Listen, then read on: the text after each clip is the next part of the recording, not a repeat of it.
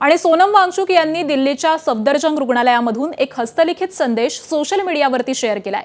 या पत्रात त्यांनी शांततेत आंदोलन करणाऱ्या विद्यार्थ्यांना होणाऱ्या कारवाईचा निषेध करत उपोषण सुरूच ठेवण्याचा निर्धार व्यक्त केलाय। तर सोनम वांगचुक यांनी ही पोस्ट केलेली आहे। ही क्रूरता पाहिल्यानंतर मी माझं उपोषण सुरूच ठेवणार आहे। जोपर्यंत तरुण नेत्यांना संसद भवनात खासदारांना भेटण्याची परवानगी मिळत नाही किंवा मला इथं रुग्णालयात खासदारांना भेटण्याची परवानगी मिळत नाही,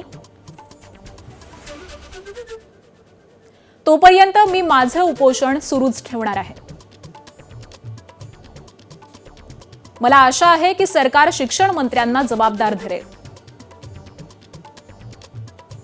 चिथावणी देऊनही तरुणांनी ज्या प्रकारे शांतता राखली त्यामुळे मी खूप प्रभावित आणि भावुक झालो। मी सरकार आणि पोलिसांना आवाहन करतो की विद्यार्थ्यांना संसदेत त्यांच्या तक्रारी मांडण्याची परवानगी देऊन हा प्रश्न सोडवावा। मला खात्री आहे की तरुण आंदोलक आज तोच संयम आणि संवेदनशीलता दाखवतील जशी त्यांनी काल दाखवली।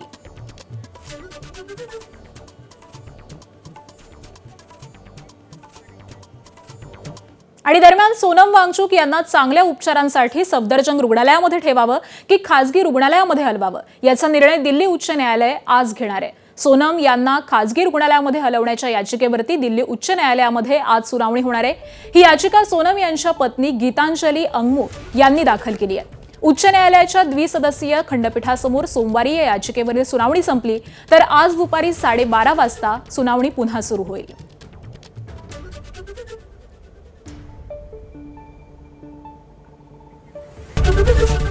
एबीपी माझा, उघडा डोळे बघा नीट।